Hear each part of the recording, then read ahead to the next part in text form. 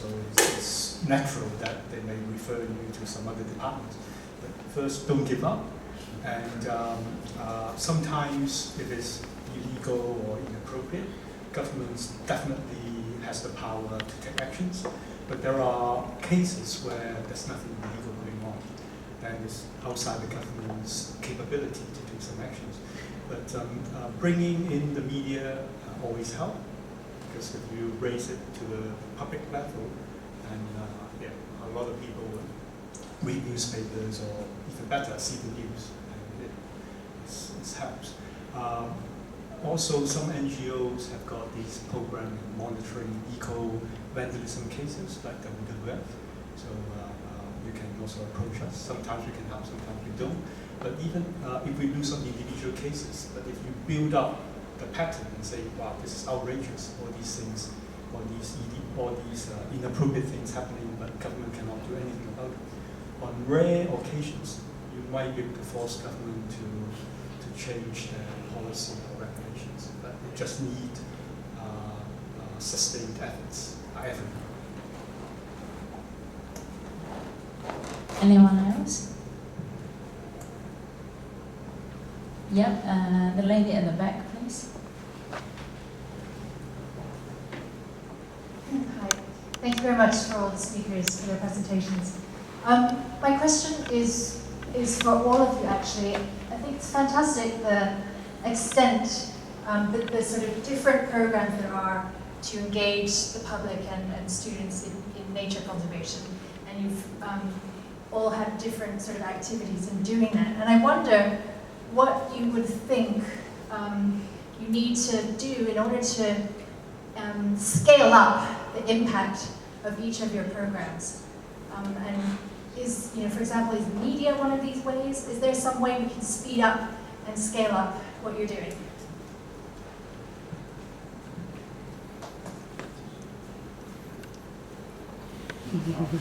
I try again. I think this is very important. You raise a very important questions. As I said, the government or the NGOs or the student now they are doing their program on their own. So I think we need to pull all the resources together so that we can have synergies with promoting biodiversity for Hong Kong. That's why we propose the idea of having a biodiversity festival, so that we can pull everybody's together to promote biodiversity. I think you are very aware that the government or the organizations or the student, they have limited resources. But if we work together, I think we can achieve more than we do it alone or independently. So I really hope that our idea of biodiversity festival will work, and I am looking forward for the support by the NGO, students, and everyone of you to support our program, so that we can have a stronger message to the public. Everybody will talk about biodiversity, everybody will talk about BSEP, and then we will be successful one day. Because 2 years ago, or 2 or 3 years ago, when I first joined the international meeting by the Convention on Biological Diversity, it was my first time to hear the word Biodiversity Strategy and Action Plan. And when I was back to Hong Kong, we are still talking about BSAP. But no, they are talking about it's BSAP, not BSAP. And then when we are preparing the BSAP, we know more about the international practice and what others are doing, and what we could learn from others, and also take into account the Hong Kong's special situation. We can really do something to better protect our biodiversity.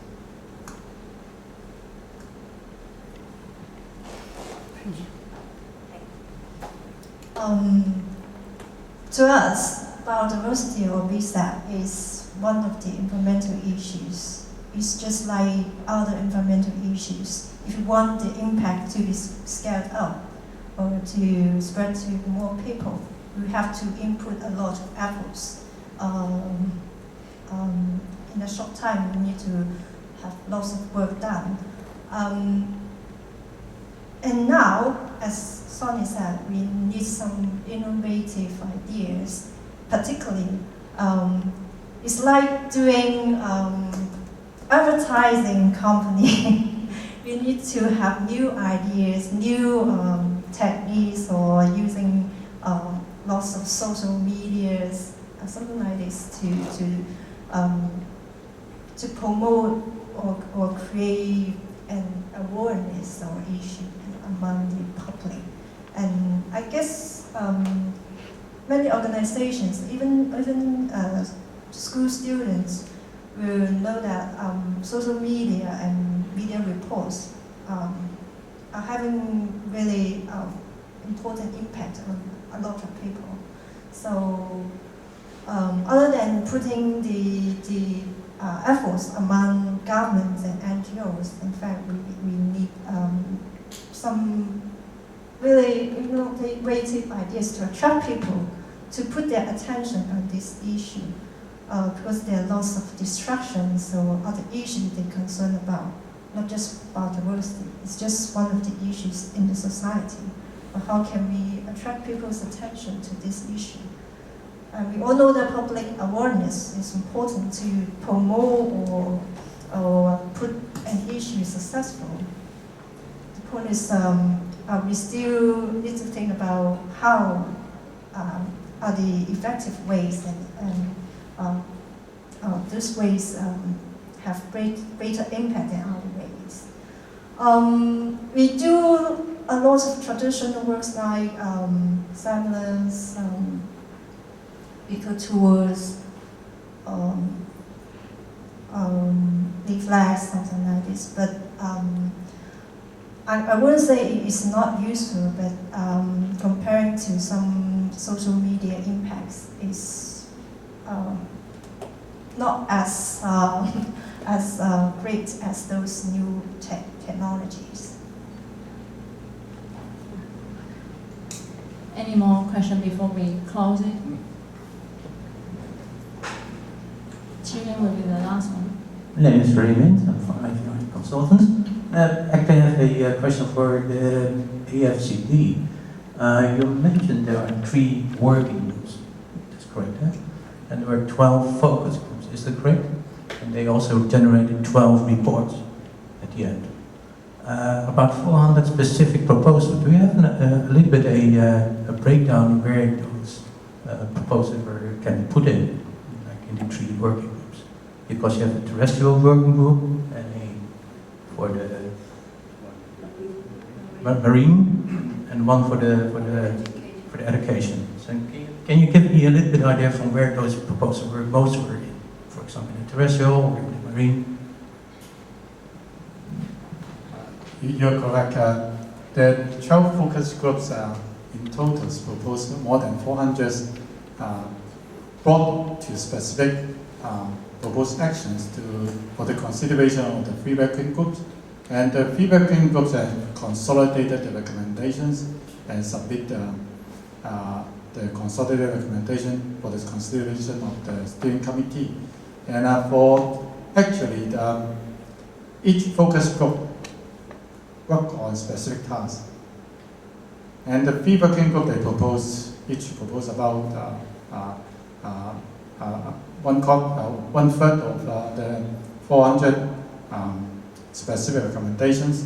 And all these reports would be available later during the public consultation, so that the works of the focus group could be seen by the public, what they have been doing and what are their recommendations.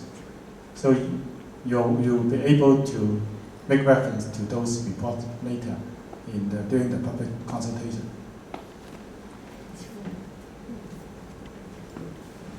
Yeah, I'm Chillian, an expert watcher.